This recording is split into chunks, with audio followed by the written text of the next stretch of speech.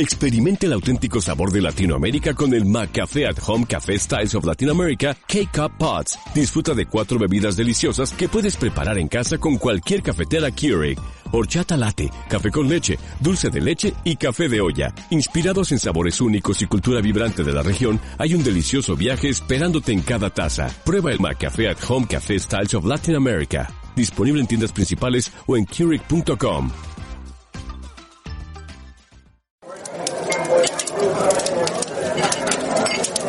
El rincón orientado al norte recibía cada atardecer las últimas luces del día, proyectando la sombra del viejo marino sobre la mesa que parecía tener en propiedad. Un hombre de edad avanzada, medio oculto dentro de su raído chaquetón y su poblada barba blanca, que a esas horas nunca renunciaba a unos tragos de licor. Un tipo solitario, pero siempre dispuesto a contar la misma historia a los parroquianos que frecuentaban el local. Era invierno y en el interior de la taberna, a la densidad oleosa de aromas provenientes de los fogones, había que añadir la espesura de los efluvios pestilentes de todos los que lo abarrotaban. Aquel ambiente neblinoso también envolvía a nuestro anciano, que como de costumbre se hallaba acompañado por algún curioso vecino, atento a los detalles del relato.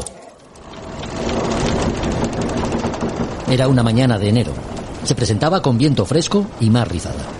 Nubes densas y oscuras volaban por el cielo del Pacífico Sur. Las condiciones eran ideales para mover a buena velocidad los 227 pies de eslora del Monongahela, el ballenero cuya tripulación estaba especialmente preparada para la localización y captura de grandes animales marinos. A primera hora del día, la voz del vigía sonó desde lo alto del Palo Mayor, anunciando la existencia de un banco de arena, en la proa, a unas 200 brazas. Incrédulo, su capitán, Jason Seabury, hubiera acertado al pensar que se trataba de una ballena si no fuera porque aquella sombra se movía con inusitada rapidez. Tras sumergirse, pasadas unas horas, volvió a dejarse ver. A la orden y aunque de mala gana, los hombres más experimentados arriaron los botes como obliga la caza de ballenas. La experiencia no es incompatible con el miedo que se siente cuando has oído tantas veces hablar de criaturas por lo general bien dotadas para devorar barcos enteros. Aún así, los arpones fueron lanzados haciendo blanco con certera precisión, obligando a aquella cosa a sumergirse haciendo correr los cabos amarrados a los enormes ganchos hasta casi romperse por la tensión. Al instante, la enorme cabeza y la cola del animal emergieron agitándose fuera del agua, dejando ver su espantoso aspecto de bestia casi abisal. El combate se prolongó durante horas en medio de una mar cada vez más agitada, hasta que el monstruo se dejó vencer. Era una colosal serpiente marina, según consta en la carta que el capitán Seabury hizo llegar a bordo del mercante Brig Gypsy, cosa que jamás nadie pudo comprobar. El Monongahela desaparecería para siempre en aguas del océano. Quién sabe si engullido por aquella extraña criatura a la que dieron por muerta. A Son de Mar, el podcast para marinos y amantes de la navegación.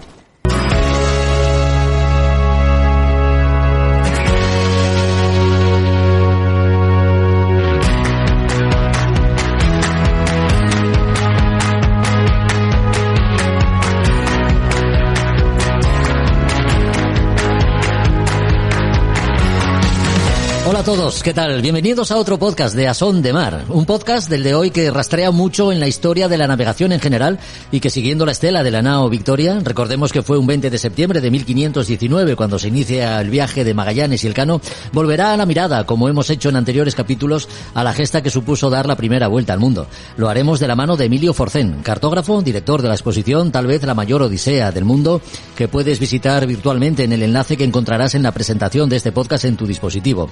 Además de relatarnos algún detalle del gran viaje, Emilio nos introducirá en los inicios de la cartografía y la elaboración de las primeras cartas náuticas. Volvemos a embarcarnos en el Class 40, el pogo que llevará a Juan Meredith a dar también su particular vuelta al mundo como regatista participante en la Global Solo Challenge. Si nos sigues, ya sabes que Juan se está preparando para participar en esta prueba que, como otras de similares características, pretende circunnavegar el planeta en solitario, sin escalas ni ayuda técnica. José Ramón García, director del Museo Marítimo de Asturias, nos abre una vez más las puertas del museo y de sus almacenes para que hablemos de cartas náuticas, las que guardan en sus archivos como parte del material que aún no se ha expuesto al público. Cerraremos este capítulo con Roberto Bucetas, que hoy quiere hablarnos de la importancia de la jarcia firme, su cuidado y mantenimiento, así como materiales y tipos. Pero antes, ya hemos dicho que el podcast de hoy tiene mucho de historia. Bucearemos en la evolución del arte de la navegación desde sus inicios, de la mano de Javier Peláez, autor del libro Planeta Océano, libro que estoy leyendo y me está gustando tanto que no me he resistido a contar con su autor para que también comparta con vosotros parte de su contenido. Todo un anecdotario que revela la importancia que ha tenido navegar en el progreso de la humanidad. Escucha si no.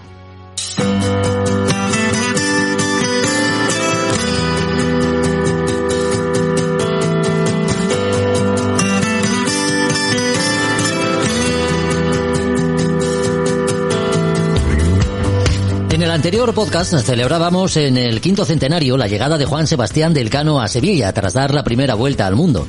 Curiosamente, esta semana podríamos haber conmemorado que un día 20 de septiembre de 1519 partía hacia lo desconocido Fernando de Magallanes. Dos marinos, Magallanes y Elcano, que han pasado a la historia de la navegación por ser los primeros en circunnavegar el planeta, pero sobre todo porque con ello cambiaron muchas cosas.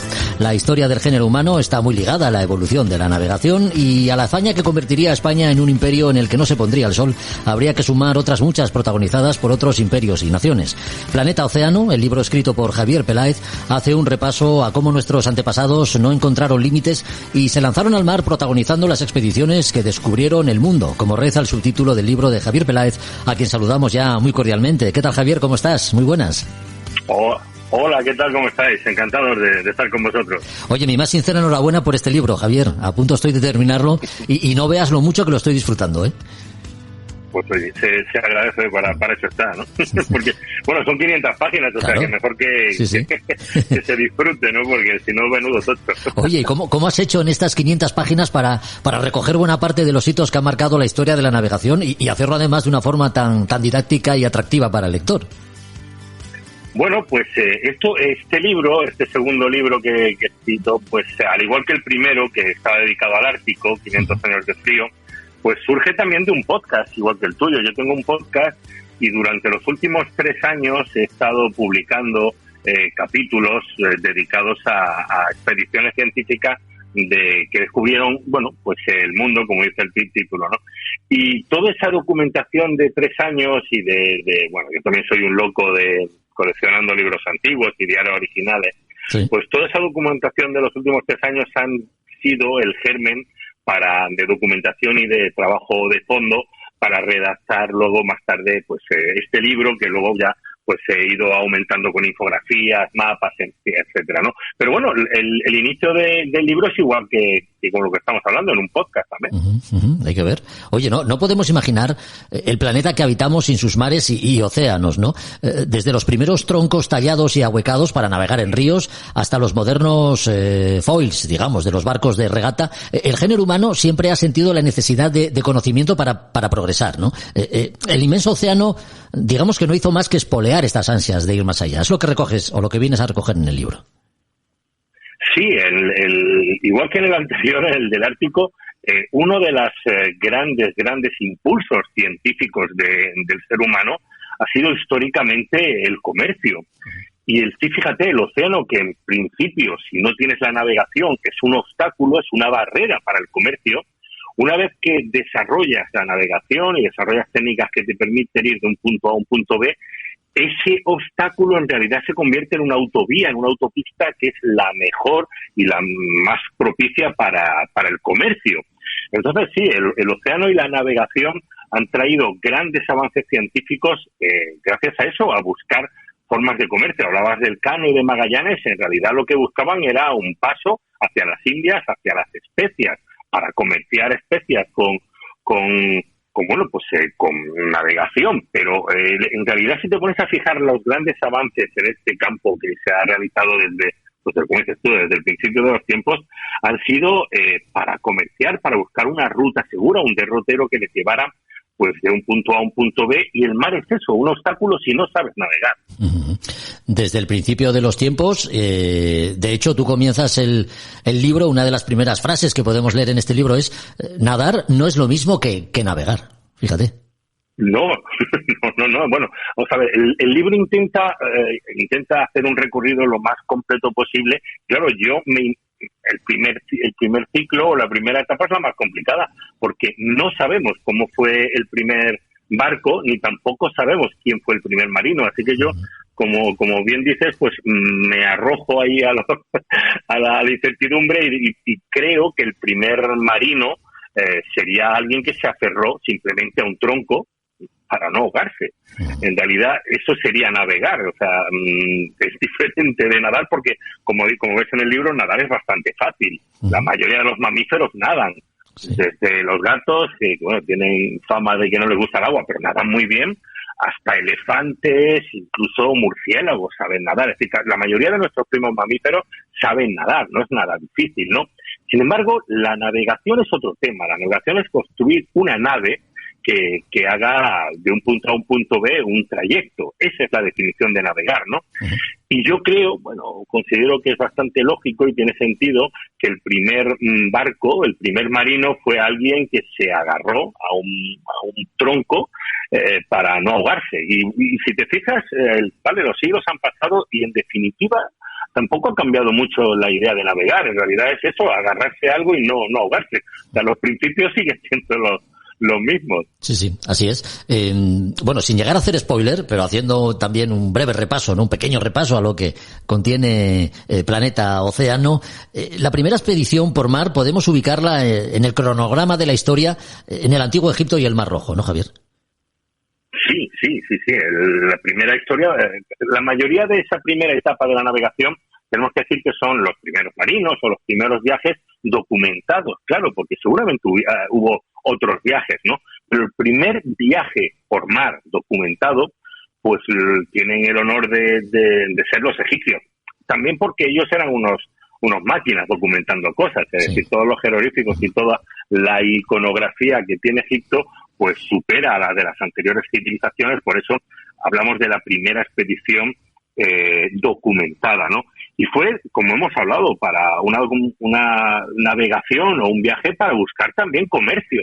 Fue un viaje por mar a unas tierras, no se sabe muy bien dónde están, pero se conocían como las tierras de Punt, y ese fue el primer viaje, un viaje hecho por un faraón que designó a uno de sus consejeros para hacer un viaje e ir a unas tierras lejanas a comerciar.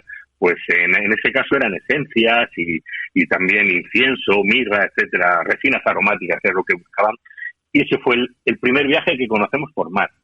Fenicia, Grecia, Roma, todos ellos también pueblos que encontraron en el mar, como hiciera Egipto, lo que sería, lo que comentas, ¿no? Una constante para siempre, el comercio que haría progresar sus economías, siempre practicando la navegación de cabotaje, lógicamente. Sí, hasta, mira, ahora que también cumplimos 500 años del Cano, pues hablar de Colón era complicado en el libro. ¿Qué cuento yo que no se haya contado ya de Colón? Era uno de los problemas que yo tenía, ¿no?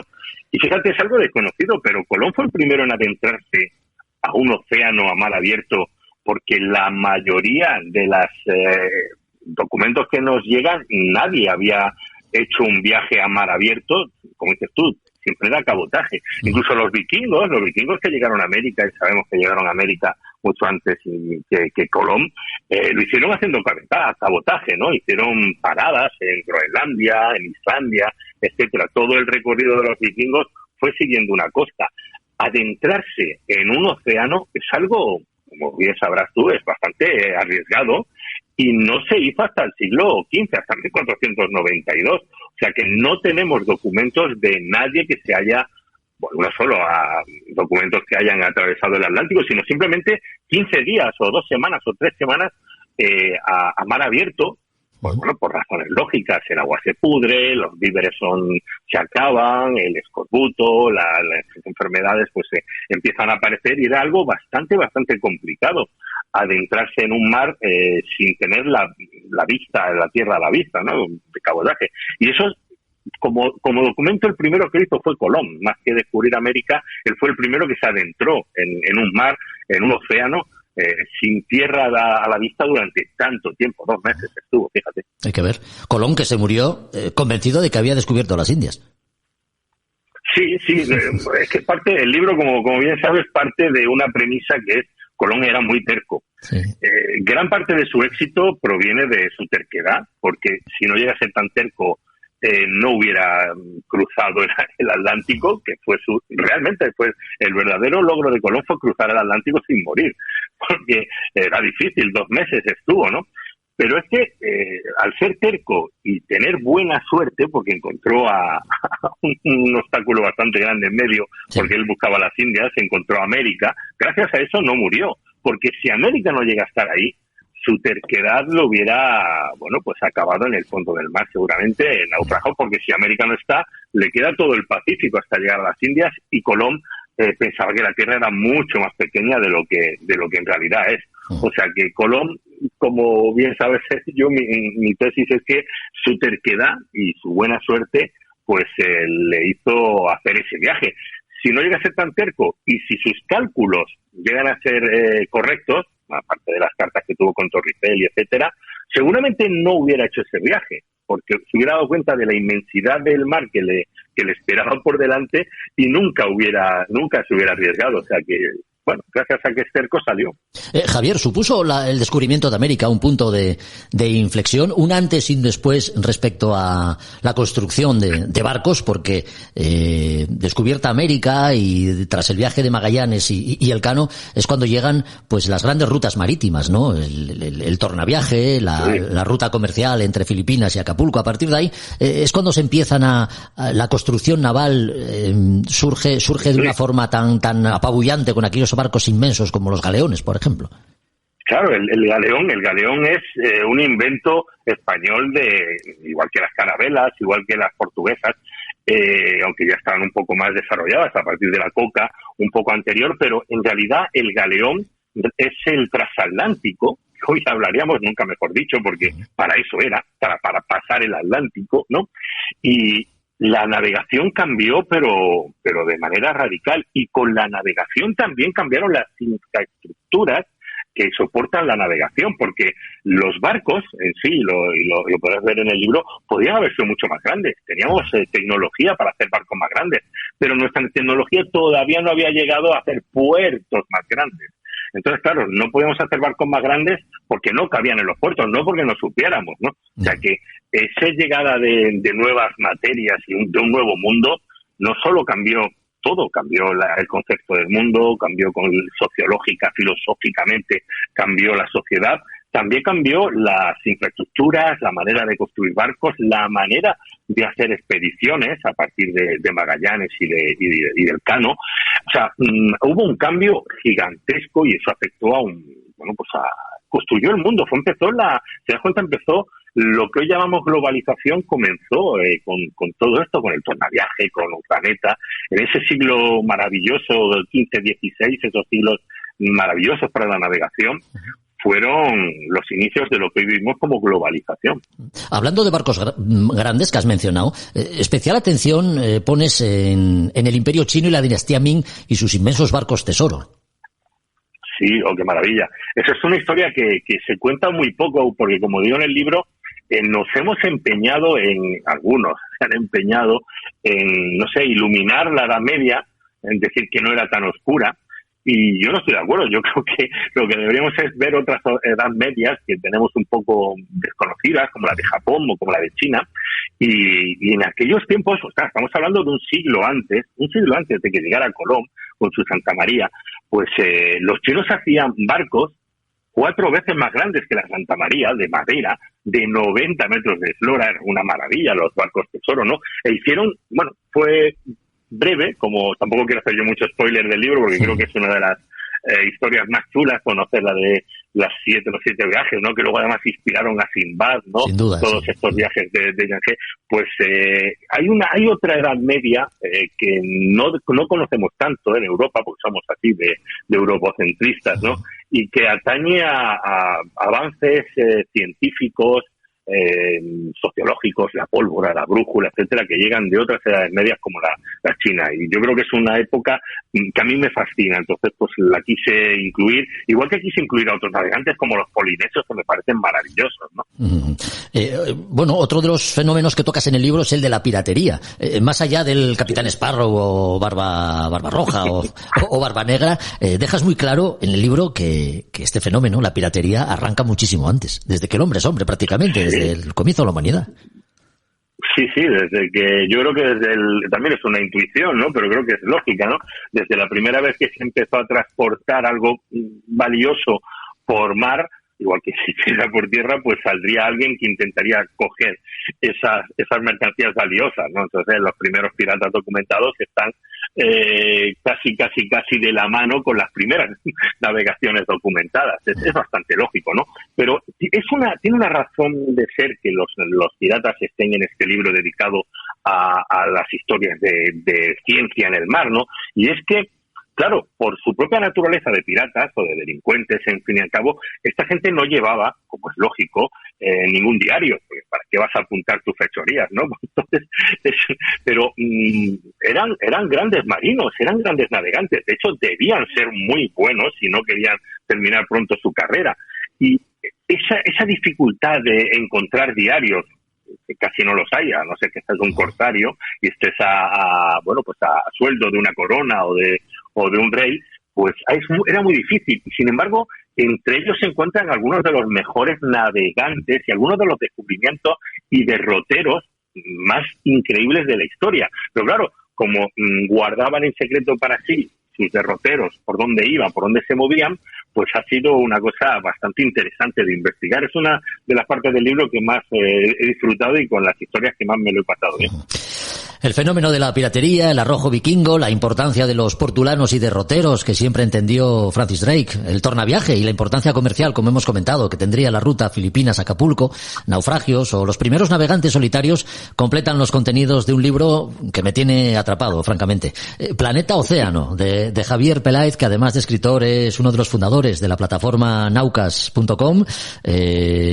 Ha recibido 3 premios Bitácoras y además un premio Ondas al mejor programa de radio digital. Ahí es nada, Javier. Ha sido un verdadero placer contar contigo, ¿eh? He tenido mucha suerte de poder hablar estos minutos contigo, Javier. Que va, la suerte ha sido mía y que sepas que yo también estoy disfrutando de tu podcast. Ahora que lo he descubierto, estoy empezando a tirar de archivo y escuchando algunas de las historias que también contáis. Muy bien, muchas gracias. Caray, pues qué orgulloso me siento. Un abrazo. Un abrazo fuerte.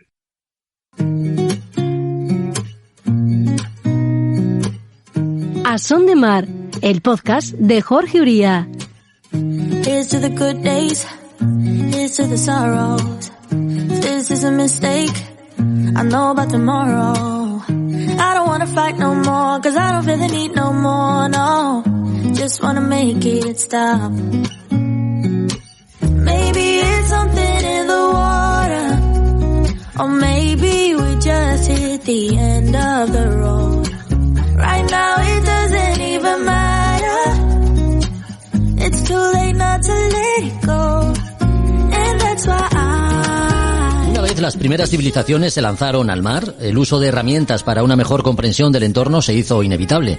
Mejores barcos, instrumentos de navegación y, por supuesto, la confección y diseño de mapas, cartas náuticas, derroteros y portulanos, sin los cuales navegantes y exploradores no hubieran llegado a desarrollar, como hicieron, el conjunto de saberes con los que conocer mejor nuestro planeta. Hablamos de cartografía y cartas náuticas, de los primeros mapas y la evolución de una ciencia que desde sus inicios fue enriqueciéndose, aportando cada vez más datos empleados según la época con finalidades muy diferentes. Emilio Forcén, muy buenas. Hola, buenas tardes.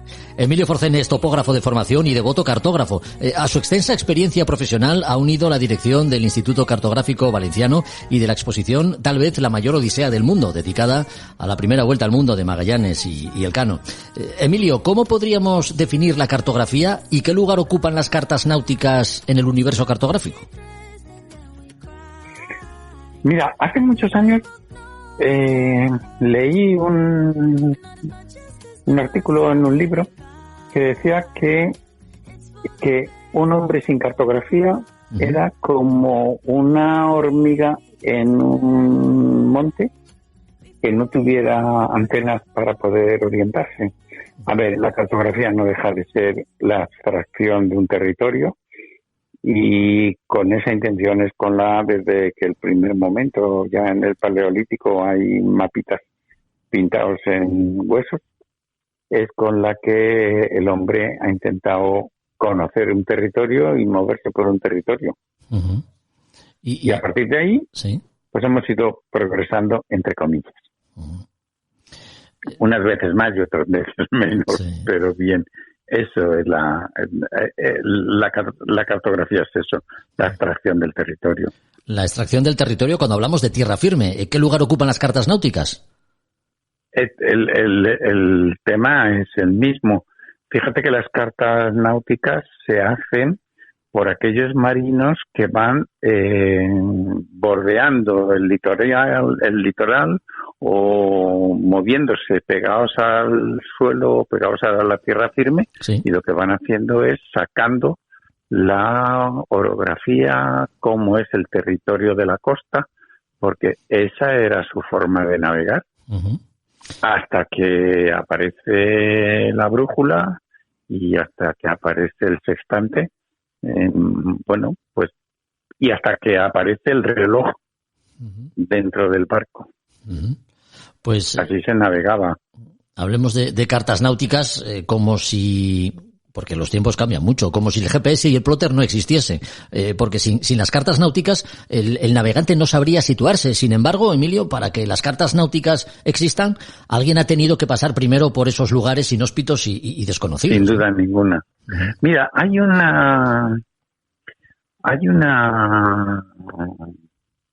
un trabajo, ¿sí?, realmente interesante que ahora, por ejemplo, con el tema de Magallanes y el Cabno, se ha puesto o se está conociendo mucho más, que son los padrones reales. ¿Qué era el padrón real? En la casa de contratación de Sevilla, uh-huh, cuando un explorador salía, o un conquistador, un viajero salía, se le daba un mapa que era absolutamente secreto. Uh-huh. Ese mapa, en ese mapa, él tenía que ir dibujando todo aquel territorio que iba descubriendo. De modo que cuando volvía a Sevilla, uh-huh, los cartógrafos oficiales, pues, por ejemplo, Américo Vespucho, o lo que hacían era, o Juan de la Cosa, lo que hacían era dibujar sobre ese padrón el nuevo territorio que se había descubierto, y así se iba actualizando y íbamos sabiendo cómo era el territorio, pero también íbamos sabiendo cuál era la orientación que debíamos tomar para llegar a ese territorio. De ahí los portulanos. Los portulanos no eran ni más ni menos que mapas que nos llevaban de un puerto a otro. ¿Y qué era lo que nos decían? Pues nos decía cuál era la orientación, cuántos eran los grados que debíamos colocar en nuestra brújula para que, siguiendo esa línea, pudiéramos llegar al lugar donde queríamos ir. Uh-huh. Ya lo ha comentado, el descubrimiento de América trae consigo el diseño y confección, ¿no?, del primer mapa del Nuevo Mundo, que es el de Juan de la Cosa. Un mapa... El de Juan de la Cosa, sin duda. Sí. Bueno, Juan de la Cosa es un personaje, es un santanderino, sí, extraordinario, que yo además ayer, por ejemplo, que estaba hablando de él, les decía a los que me estaban escuchando, lo que tienen que hacer es ir a Madrid, al Museo Naval, y disfrutar de ese mapa de Juan de la Cosa que se conserva en el museo. Pero Juan de la Cosa además es el primero que descubre o que afirma que aquello que ha descubierto Colón no es la India, que no hay indios, que aquello que ha descubierto Colón es un nuevo mundo. Uh-huh. De hecho, Juan de la Cosa lo que dibuja, lo que está a la izquierda total de ese mapa, es no ni más ni menos que el Golfo de México, donde aparece Florida, donde aparece México, incluso donde aparece Brasil ya. Uh-huh. Y él ya sabe que aquello no es la India, aquello es un mundo nuevo. Ya. Emilio, ¿y los viajes de Colón? Pero es un portulano. El Juan de la Cosa es un portulano, ¿eh? Sí. ¿Y los viajes de Colón, Emilio, supusieron un impulso notable para el desarrollo de la cartografía y las cartas náuticas, o todavía hubo que esperar unos años posteriores? No, absoluto. Uh-huh. Absoluto.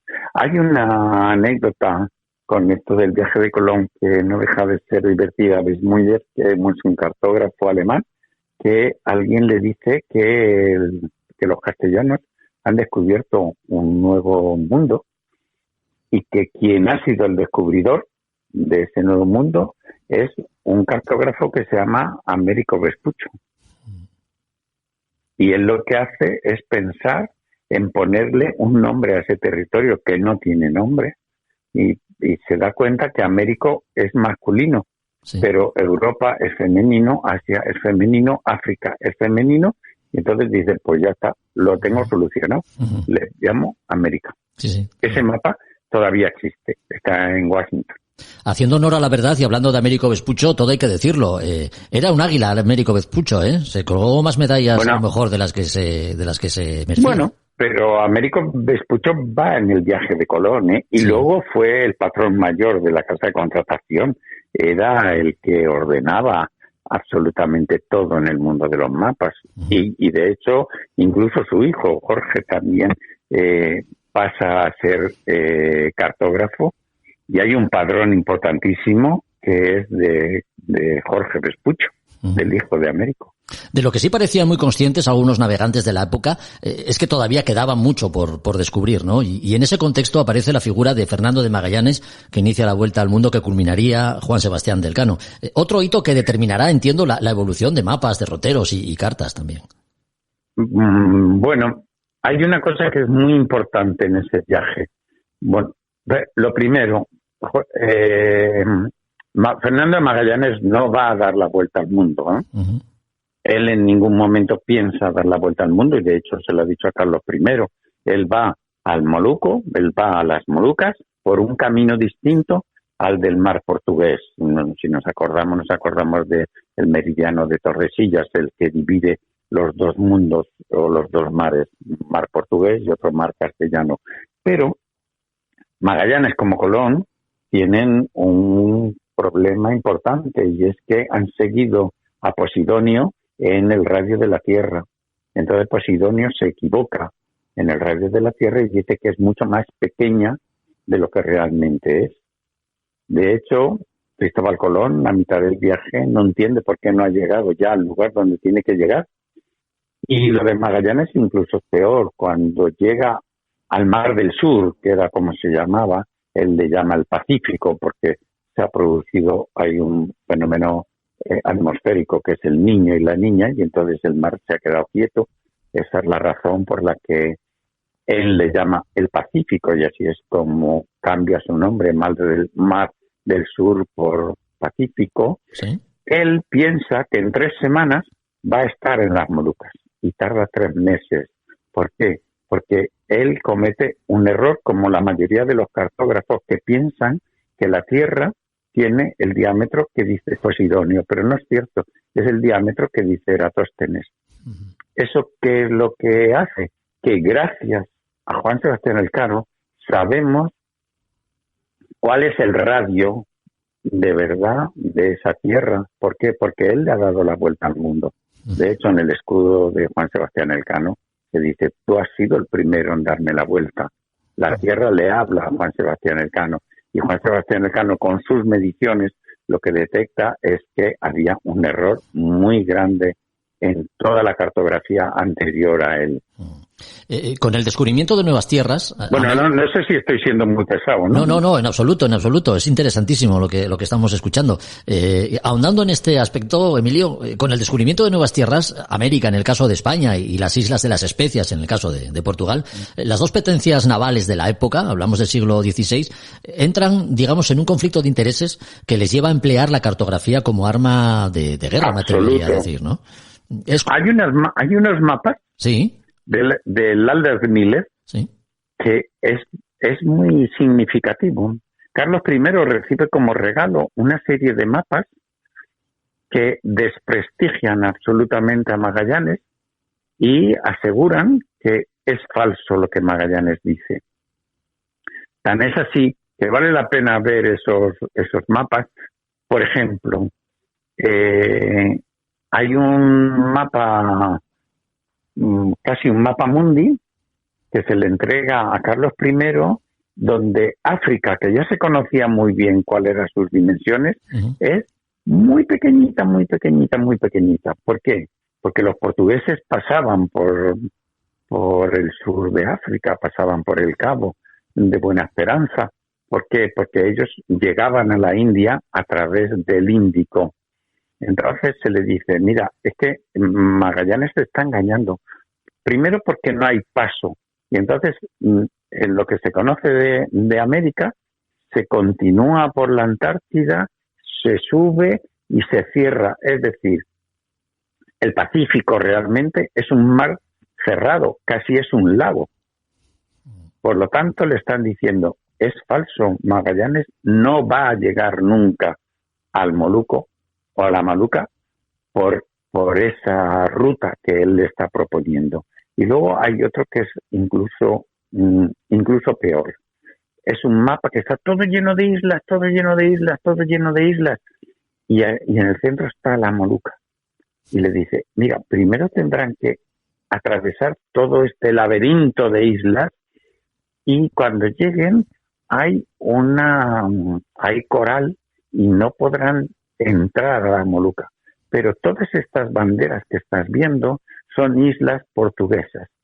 Y las islas portuguesas, los portugueses han recibido la orden de que si ellos aparecen, se hundan los barcos. Y luego hay otra cosa de Juan Sebastián Elcano que a mí me emociona cada vez que lo leo, sí. Y es que Juan Sebastián Elcano, cuando hace ruta sin parar en ningún sitio, desde la Moluca hasta Cabo Verde.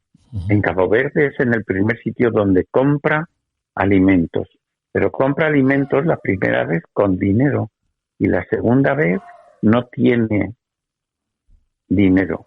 Uh-huh. Y quien ha ido a comprar ese alimento intenta pagar con clavo, de modo que el portugués se da cuenta y apresa a 13 marineros del barco de la nao Victoria y cuando Juan Sebastián Elcano llega a Sevilla, lo primero que le pide al rey es que consiga la liberación de sus hombres. Ya.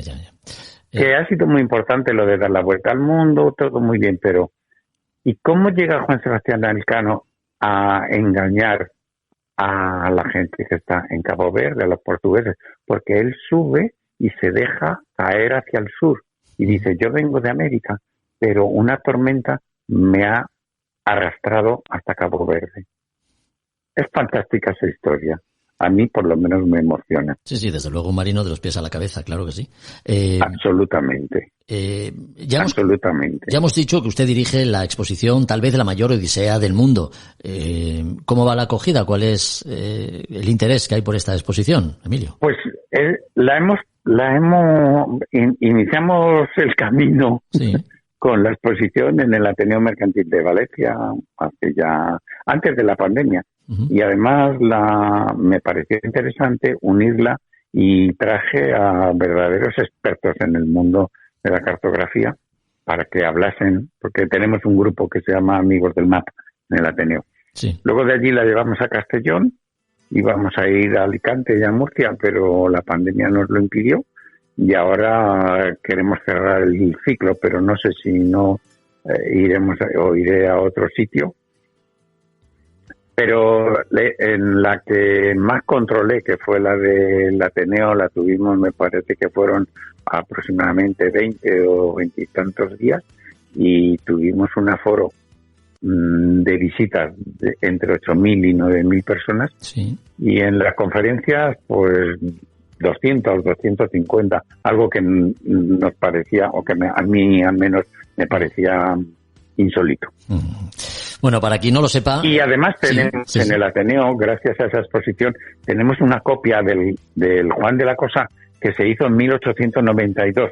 En 1892 se hacen 300 copias a mano calcando el Juan de la Cosa. Qué bueno.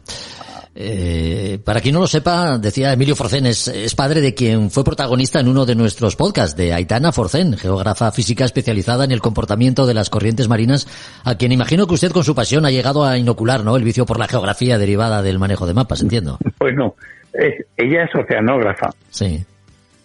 Y además, no es que le haya yo... es que ella es Copa América. Sí, lo sabemos. Con Oracle. Lo sabemos. De hecho, de eso hablamos en su momento. Es una gran navegante. Sí. De eso hablamos en su momento. Yo creo que le pegué el vicio. Bueno, pues dele un recuerdo desde aquí para ella, dele un fuerte abrazo de nuestra parte. Muchas gracias. Emilio, ha sido un placer. Y bueno, en la exposición hay algo que sí que es muy importante, que es, hemos puesto 4 barcos, la Santa María, la Victoria y una galera mediterránea que participó en la batalla de Lepanto, donde fue Cervantes además en ella, para que sobre todo los chavales, que es lo que más me interesa, vean cómo se navegaba en el Atlántico o en el océano y cómo se navegaba en el Mediterráneo. Uh-huh. Y es muy divertido preguntarles a los chavales, a ver, este mapa que te cuenta, uh-huh, o esta historia que te dice, yo creo que vale la pena, sobre todo porque es una hazaña. Uh-huh. Ahora los más doctos en el tema dicen que si hay alguna hazaña que se asemeja a la vuelta al mundo del Cano, porque él es el que da la vuelta al mundo, él es el que dice que no va a volver por el mismo sitio por donde ha venido, no es ni más ni menos que la llegada del hombre a la luna. Sin duda. Un abrazo muy fuerte. Un abrazo, muchas gracias. Adiós. Hasta luego. Adiós. Ahora es tiempo de aventura. La aventura oceánica de Juan Meredith. Dejamos el siglo XVI, aunque nos siga resultando fascinante lo que lograron todos aquellos hombres que se embarcaron rumbo a lo desconocido para plantarnos en los tiempos modernos, en los que siga habiendo navegantes empeñados en romper todos los límites, porque dar la vuelta al mundo sin escalas, ya lo hemos dicho en alguna ocasión, es algo reservado a muy pocos. Por eso nos gusta seguir de cerca la aventura oceánica de Juan Meredith, la Global Solo Challenge. Juan, bienvenido de nuevo, ¿cómo estás? Muy buenas. Pues con muchas ganas de empezar otra vez, pues a este ritmo que me prometes que vamos a llevar.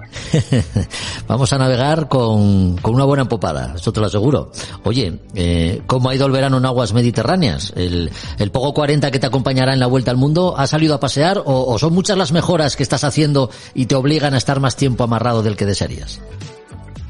¿Cómo es? La aventura oceánica de Juan Meredith. Esa pues el amigo dijo, mira, la mayor está muy viejina ya y esto no va. Yeah. Y así que hemos tenido que hacer nuestras reparaciones y nuestras historias y hemos navegado menos de lo que nos hubiera gustado, pero hemos seguido navegando. Uh-huh. Así que, muy bien enfilados y seguimos adelante. Sacándole partido al barco, que imagino que responde, ¿no? Sigue cumpliendo con las expectativas que tenías en él.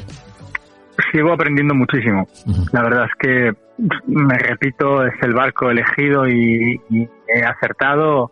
De hecho, desde la última vez que hablamos ahora, hay dos personas más que se han apuntado a la regata. Una de ellas con un barco parecido al mío. Y no hace más que confirmar que estábamos en la elección correcta. En el buen camino. Ampolleta, astrolabio, cronómetro, cuadrante, incluso el sextante parece también pertenecer ya a tiempos remotos cuando hablamos de GPS, cartas electrónicas, ordenador a bordo, etcétera. Juan, aún así, la buena planificación de la derrota a seguir en una vuelta al mundo obliga a estar muy pendiente de todos estos instrumentos, ¿no? Pues sí, es verdad que cada vez se utiliza menos. Sextante llevamos a bordo, aunque lo tengamos un poco oxidado en términos de uso, pero sigue siendo fundamental elegir el buen camino en términos de optimizar la ruta y de navegar de la forma segura. Mira, te iba a preguntar por el sextante precisamente. Es obligatorio llevarlo a bordo, ¿verdad? Pues creo que sí. No voy a decir que sí completamente. Yo sé que yo llevo uno mío.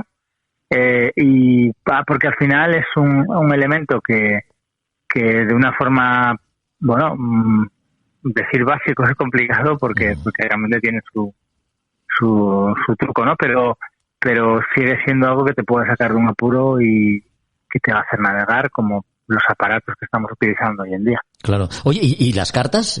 Hay que llevar cartas en papel, es obligatorio. Lo digo así con pena porque son carísimas, la verdad, pero sí, aunque realmente lo que utilizamos sobremanera es la carta digital, la carta en papel tiene que ir. Es verdad que ya vas a puntos, cartas muy amplias, ¿no? Por abaratar, pero sí, es obligatorio llevarla. Ya. Oye, el compromiso, algo nos has dicho ya, entre aprovechar el viento más favorable para navegar a la mayor velocidad posible y el cuidado del material o no correr riesgos inútiles es una constante en una regata como estas, ¿no?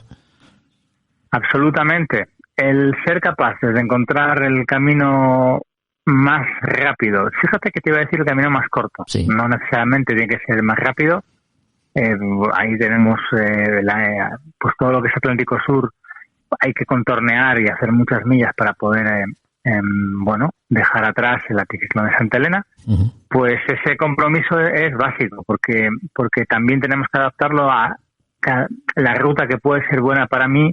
No tiene por qué serla para otro barco, pues por condiciones del barco y del aparejo. Claro. Así que, en cualquier caso, siempre hay que conocer bien los barcos, saber cuáles son los rumbos, esos VMG que te permita elegir en qué velocidad es la óptima en cada condición y con esa trasladarla a nuestra carta, pues para eso, para la ruta más rápida, que también va a ser la más segura. Oye, en una regata de vuelta al mundo, un navegante competitivo como es tu caso, ¿a qué teme más? ¿A una encalmada o a un temporal?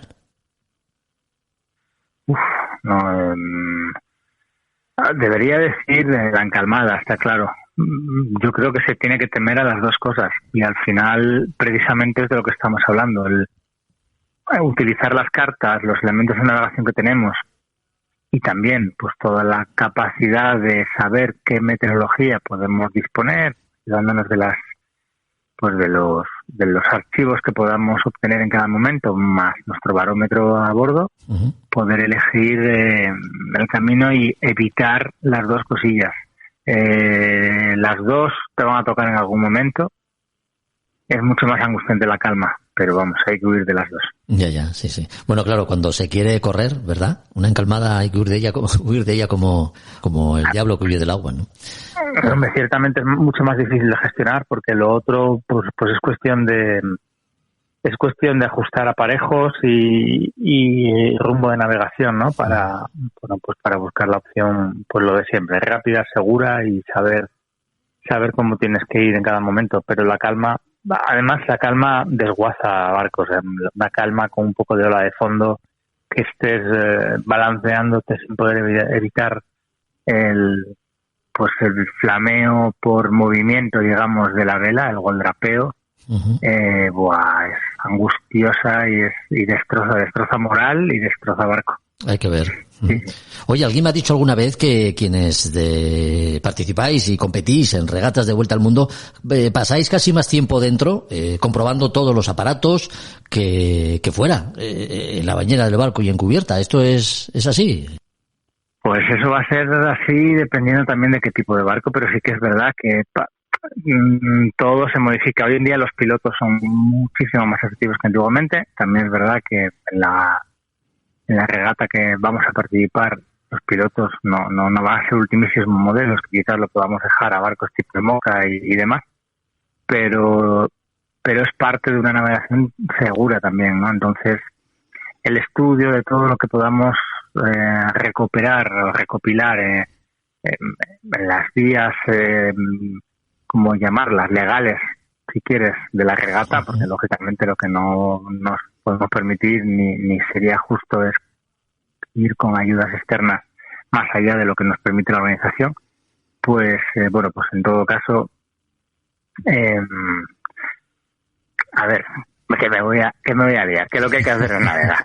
Al final no ha cambiado tanto la cosa. Sí, eso claro, se trata al final, de saber mirar para arriba, ver el barómetro, ver lo que podemos tener y mirar para adelante y ver qué nube tienes aquí, qué nube tienes allá. Y a partir de ahí, olisquear un poquito y tirar para otro.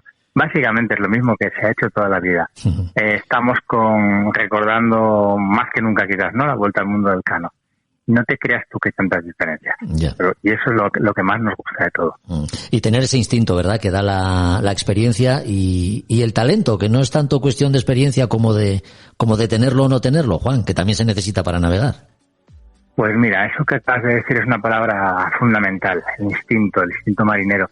Así muy rápido. Mira, se está preparando la próxima ruta de ron, que empezará dentro de pocas fechas, ¿no? Sí. Dentro de una de las categorías, la categoría ron, donde son barcos un poco diferentes, incluso barcos invitados también por la organización, va a participar uno de los muy, muy grandes, Philippe Poupon, Filou. Pues Filou, que va a llevar un trimarán histórico, el trimarán con el que Florence Artaud ganó la ruta del ron, precisamente. Uh-huh. Cuando se planteó otra vez la aventura, en una entrevista leía que estaba contento porque no había perdido el sentido marinero, ¿no? Él ha seguido navegando. Sí que es verdad que navegando de otra forma, con su familia en el sur, pero eso, no ha perdido ese sentido, ese feeling que te permite elegir un bordo u otro y poder pensar un poquito más allá. Es básico el sentido marinero. Bueno, pues la Global Solo Challenge, la regata que con salida en La Coruña en septiembre de 2023 dará la vuelta al mundo sin asistencia ni escalas. El mayor reto al que puede enfrentarse cualquier navegante. Allí en la línea de salida esperamos contar con la presencia de Juan Meredith. Por trabajo y constancia, desde luego, pues no será. Juan, muchas gracias por tu compañía una vez más. Muchísimas gracias a vosotros. Qué ganas tenía de que volviéramos a navegar juntos. Hasta la próxima. Un abrazo. Un abrazo. Es una sensación muy difícil de explicar porque es sublime, o sea, es majestuoso, sublime. Al mismo tiempo ves la soledad, ves una naturaleza que está impoluta, ves algo, es muy difícil de entender, pero es una sensación única. Javier Babé, capitán de la Idus de Marzo, el primer barco español en llegar a la Antártida en nuestra historia reciente. Lo hizo en 1982.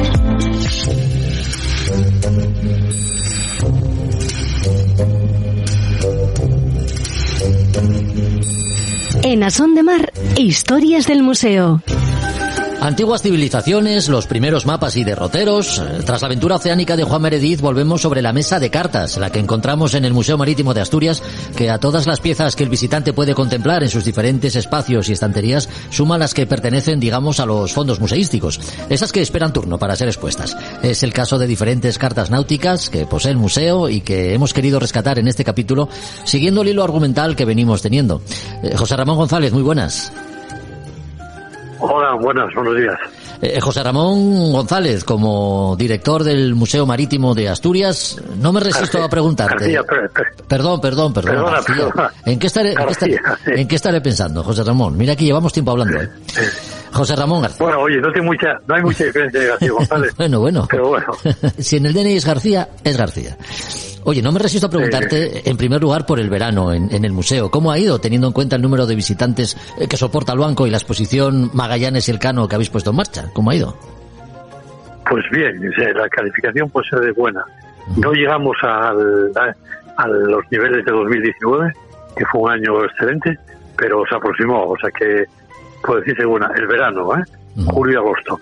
Otra cosa fue la primavera, que colegios insersos estuvieron bastante bajos, menos de lo normal. Todavía no había la tranquilidad que se vino después. Pero el verano, o sea, turismo, que son los meses de verano, bien. Bueno. Y desde luego la aceptación de la exposición sobre la vuelta al mundo me gustó mucho y bien. Estamos contentos.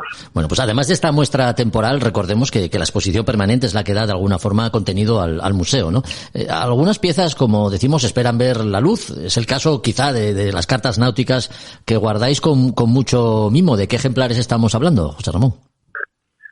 Pues sí, tenemos, en primer lugar vamos a distinguir entre cartas originales, sí, que son las que guardamos en el planera, y luego reproducciones que son las que están expuestas al público, por ejemplo, porque no entendíamos original, además es imposible. La que se llamó Carta de Colón, digo por la antigüedad, ¿no? Sí. La Carta de Colón, que fue la que Colón manejó antes de descubrir América, que es curioso porque efectivamente solamente es el continente europeo y África hasta el río Congo, que era lo que venían descubriendo los portugueses. Colón sabía eso, nada más. O sea, América, por supuesto, nada, ni siquiera esas posibles islas de Toscanelli en medio del Atlántico que dicen que fue lo que Colón, que seguro que conocía también. Bueno, pues ese mapa lo tenemos expuesto justamente para orientar en el espacio dedicado al descubrimiento de América. Y luego, la cuestión de la primera vuelta al mundo de Magallanes Elcano, una gigantesca que es, grosso modo, para ilustrar el itinerario.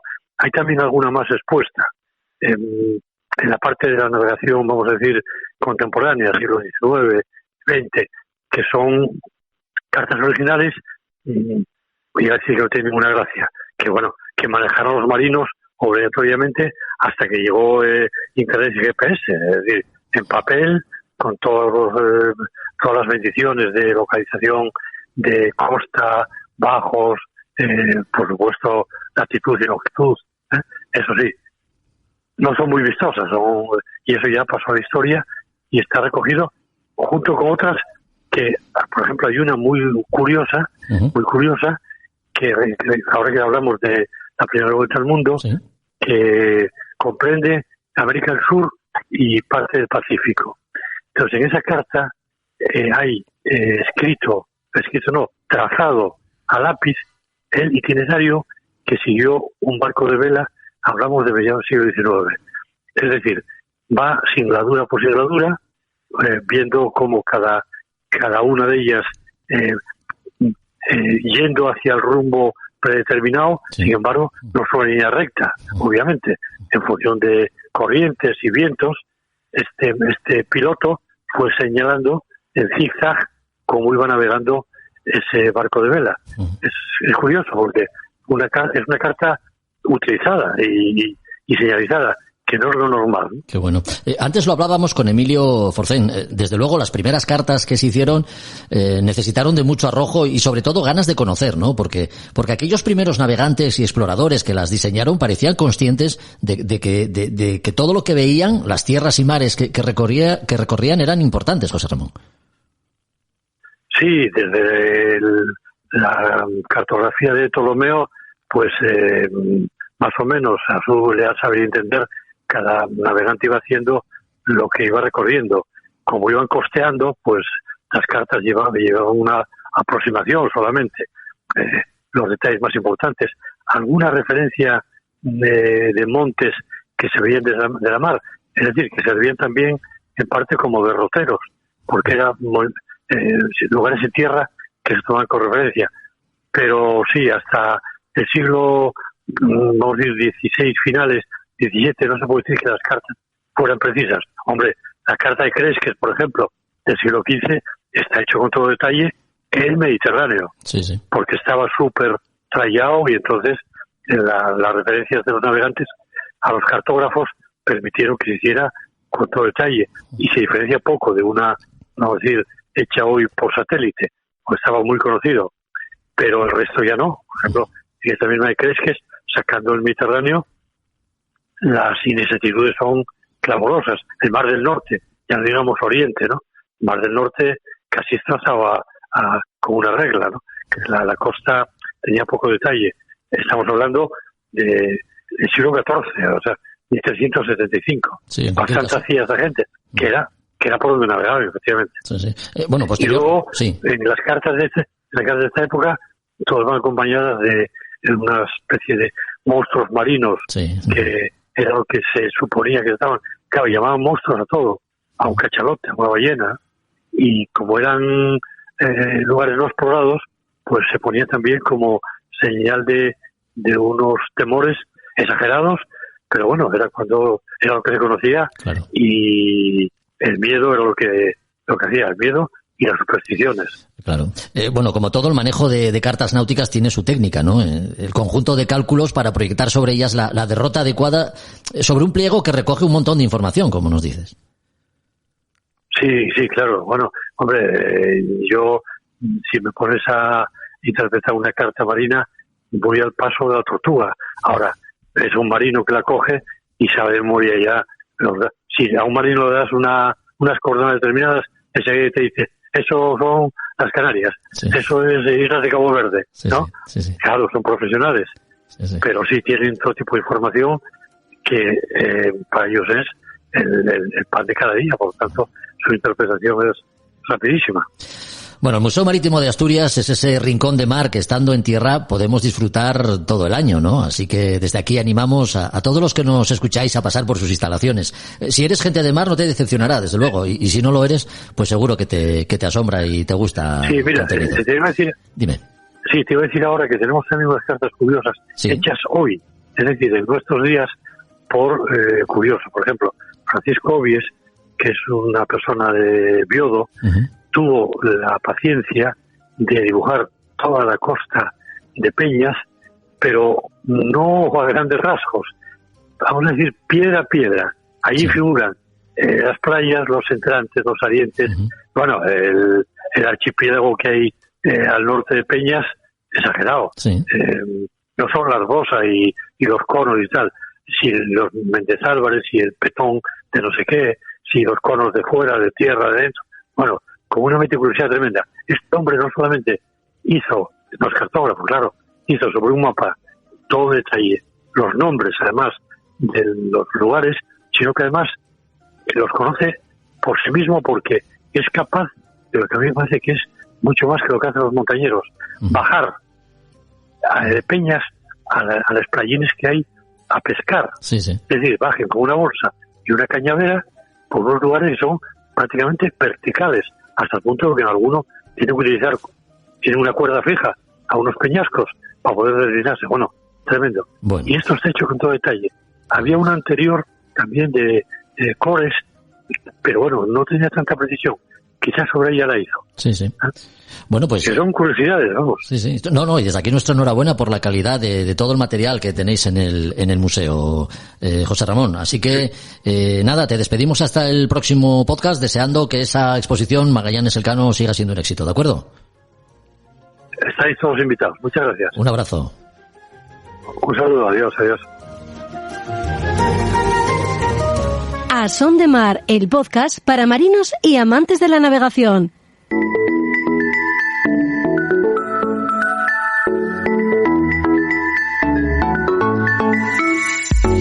Encaramos el último tramo del podcast, atentos y con ganas de aprender, gracias a los consejos y comentarios siempre interesantes de Roberto Bucetas, que en esta ocasión viene a hablarnos de todos esos elementos que hacen que el mástil se mantenga firme sobre la cubierta, preparado para absorber y soportar los reglajes a los que en su caso podemos someterle. ¿Qué tal, Roberto? ¿Cómo estás? Muy buenas. ¿Qué tal, Jorge? Buenos días. De la jarcia de labor hemos hablado ya en algún podcast. No así de la jarcia firme, que es la que da estabilidad, digamos, al palo. ¿Qué elementos la conforman? Cuéntanos. Bueno, dentro de lo que son los elementos de la jarcia firme, pues van a ser aquellos cables o cabos que van a permitirnos hacer una sujeción del propio mástil, ¿no? En sentido transversal podemos hablar de, obenques intermedios, obenques bajos, altos. En sentido longitudinal pues hablamos de stay y backstay, básicamente, ¿no? Podemos incluir también ahí el tema de trimado, que pueden ser las burdas. Hablamos después de violines, diamantes, pueden tener una configuración un poco ya más compleja en función de la configuración que tenga ese mástil, ¿no? Desde el barco que sea, por supuesto. Así que el backstay también forma parte de la jarcia firme, aunque podamos regularlo, ¿no? Para dar mayor o menor curvatura al palo. Sí, porque hay backstay que no son de trimados y simplemente son elementos de sujeción del propio palo, igual que las burdas también les pueden dar regular tensión en función para dar una configuración al palo adecuada en función de las velas que tengamos, las condiciones de viento, ya lo que hemos hablado más de una ocasión, ¿no? Si quieres podemos comentar un poco estos elementos de jarcia firme, cuáles suelen ser los más utilizados, los materiales más utilizados en estos elementos, que todo el mundo vemos que son cables, pero bueno, hay cables y hay diferentes tipos de cables, no suelen ser siempre los mismos, ¿no? Lo más habitual en un barco de crucero que nos vamos a encontrar para jarcia firme va a ser un cable rígido, un cable de acero inoxidable rígido, que tiene una estructura de 1x19, es decir, que tiene un cable que tiene 19 hilos, 19 alambres, podemos decir, ¿no? Hay que decir que cuanto más alambres tenga un cable, más flexible va a ser ese cable. Bueno, estamos hablando de utilizando en jarcia firme, estamos utilizando cables rígidos. También es decir que cuanto más rígido sea el cable para la misma sección, más resistencia va a tener, la carga de rotura va a ser mayor. Cuanto más flexible sea, menos carga de rotura va a tener ese cable. Va a ser por los huecos que quedan entre cada uno de los alambres. Así que cable rígido es el que vamos a encontrarnos en casi todos los barcos de crucero normales, de uso particular y barcos así que no tengan, busquemos muchas prestaciones, ¿no? Podemos hacer una evolución de ese cable de acero o cable de acero rígido al Difor. Difor es otra estructura de cable que tiene 1x19 también, 19 alambres, como estábamos diciendo, pero que ya tiene un alma, el alambre central es de mayor diámetro, y la parte de la cara exterior, los 9 cables que configuran, los 9 alambres que configuran la cara exterior de ese cable, tiene una cara plana, es decir, no tiene prácticamente sopladuras, no tiene huecos en el interior del cable, con lo cual es un cable que va a ser más rígido, es un cable que va a tener mayor resistencia para la misma sección. Podemos decir que es una evolución al cable rígido. Pasamos, a los barcos que montan ya varilla, un solo alambre, un solo hilo. ¿Sí? Estos cables de barcos de montan jarcia firme de varilla, pues lo mismo, para la misma sección va a tener más resistencia, van a ser cables mucho más rígidos y en cuanto al mantenimiento van a tener unas precauciones un poco diferentes. Y después ya pasamos a las fibras textiles, empezamos con el PVO, Dinema, carbono, pero tampoco eso ya no son, pues un poco más para barcos ya de competición y de alta competición, no para barcos de crucero de uso normal, que podamos encontrarnos en cualquier puerto deportivo, ¿no? Sí. Dentro de estos diferentes tipos de materiales de fabricación va a haber la vida útil de esos materiales y mantenimiento sobre los mismos, que siempre estamos hablando de jarcia firme y nos acordamos de ella cuando falta algún cable, cuando tenemos algún problema y se puede llegar a producir alguna desarboladura, ¿no? Sí. Alguna pérdida de algún mástil. Los cables no duran toda la vida. Y a esos cables hay que hacerles una serie de revisiones, mantenimientos. Hay una sociedad de clasificación de esos peritas que nos dice, tiene unas especificaciones de cuáles son esos mantenimientos que debemos de hacerle y cuál es la vida útil de cada uno de esos elementos o materiales de fabricación de la jarcia firme, ¿no? En concreto habla de, en principio, clasificación de tipo de barcos grandes, megayates, y después hace otra categoría de barcos de desplazamiento ligero y barcos un poco más de uso normal. Y habla 3 niveles de inspección. Nos habla de una inspección nivel A, que es una inspección del palo en su sitio, vas al barco, y una inspección visual, podemos decir, de todo lo general de cómo está el mástil, cómo está el palo, comprobación de los herrajes, de los terminales, de lo que son todo lo que son los rolanas, reenvíos que pueda tener. Sí. Pues habría que subir al palo, mirar arriba un poco todos los terminales de esos cables, cómo se encuentran, ¿no? Buscar si existe algún tipo de fisura, algún tipo de punto de óxido por la jarcia, aunque sea acero inoxidable. Si puede encontrar algún tipo de puntos de óxido por algún sitio que nos puede avisar de que podemos tener alguna deficiencia en esa jarcia, ¿no? Todo lo que esté en mal estado, pues lo sustituiremos. Nos habla también de una inspección tipo B, ¿vale? Nos habla que hay que hacer esa inspección misma que la anterior, pero el palo sin tensión, es decir, hay que aflojarlo todo, hay que dejar todos los cables en banda, el palo totalmente en banda, y hacer las mismas inspecciones que hemos hecho en el punto anterior, porque a veces cuando el palo no tiene tensión, pues podemos detectar problemas que antes no habíamos detectado. Y pues habla de otro mantenimiento o nivel de inspección tipo C, que es palo a tierra. Es decir, hay que desmontar el palo, hay que quitar el palo y volver a hacer todas esas inspecciones con el palo ya desmontado, con el palo ya quitado. Que ya sabemos que es un trastorno, que nadie lo quiere hacer, pero son cosas que habría que hacer para el tema del correcto mantenimiento de esos elementos, que va a ser lo que nos va a producir que podamos generarnos una desarboladura, ¿no? En el caso de... Sí.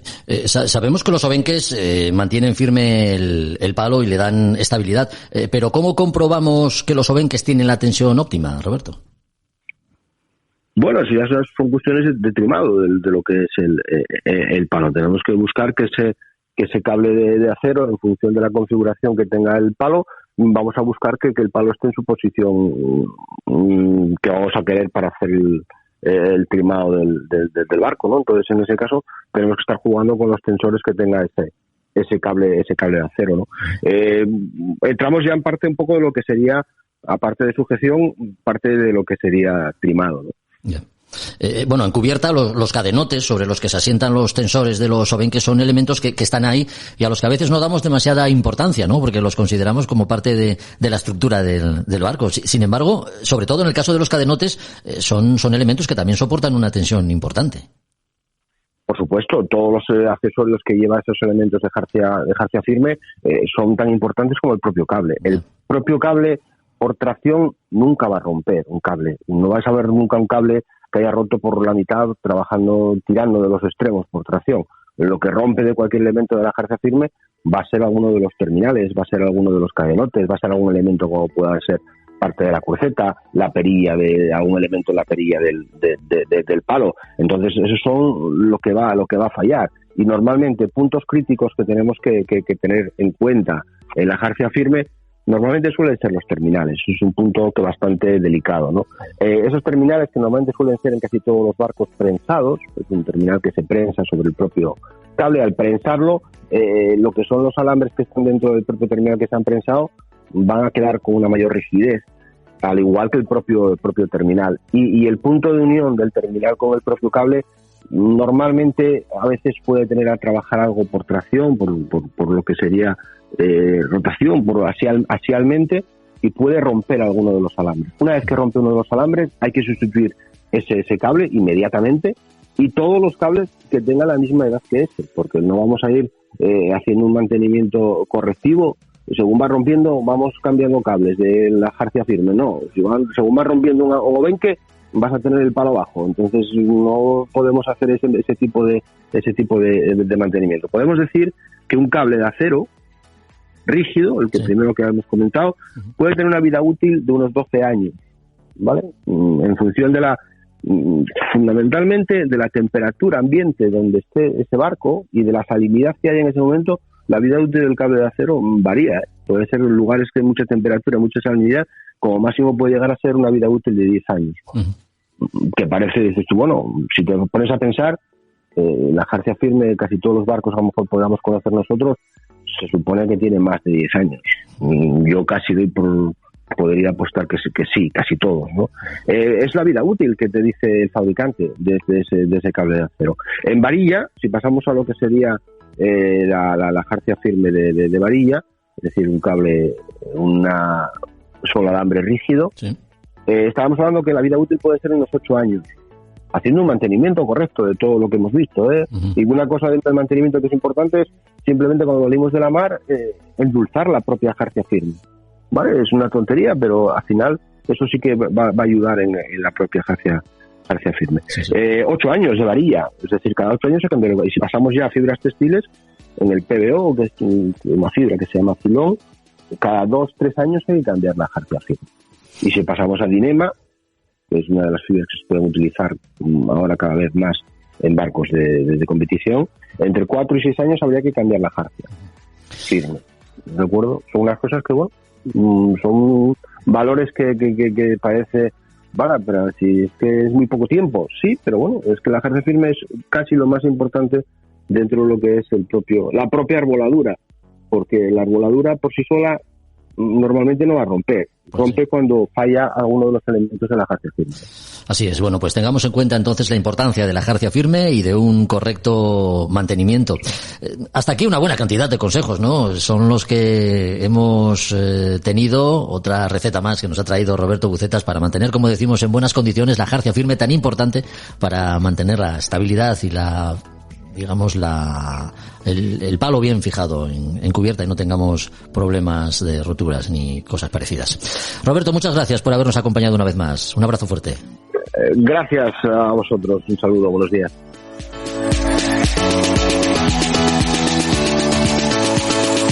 Hasta aquí otro capítulo más de este podcast que dedicamos a la náutica y la navegación. Volvemos en 15 días. Recuerda que si los contenidos han sido de tu interés, me harías un gran favor si los compartes en cualquiera de las plataformas que emplees para escucharlo. Gracias por tu colaboración. Hasta el próximo episodio. Adiós.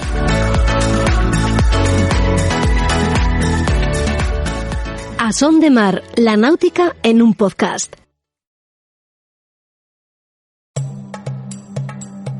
Desde el sur global nos mudamos al norte para buscar una vida mejor. Y ahora en podcast te contamos nuestras experiencias y aportes al país al que llegamos. Esto es Escucha Migrante, el podcast de la cultura en movimiento. Un proyecto sonoro para el encuentro de creadoras, investigadoras y distintos agentes culturales que hablan con voz propia en muchos acentos. Hola, soy Dagmario Oliver Graterol y seré tu anfitriona en los episodios conversacionales. Yo soy Mili Matos y seré la voz que te acompañará en los episodios narrativos. En esta primera temporada escucharás relatos que tienen a la migración y a la cultura como espacios de creación, convivencia y resistencia desde España. Síguenos, activa las notificaciones y comparte con el hashtag Escucha Migrante. Este es un proyecto beneficiario de las ayudas para la promoción del sector del videojuego, del podcast y otras formas de creación digital convocadas por el Ministerio de Cultura y financiadas por la Unión Europea Next Generation EU, con el apoyo de Yo Soy el Otro, Asociación Cultural.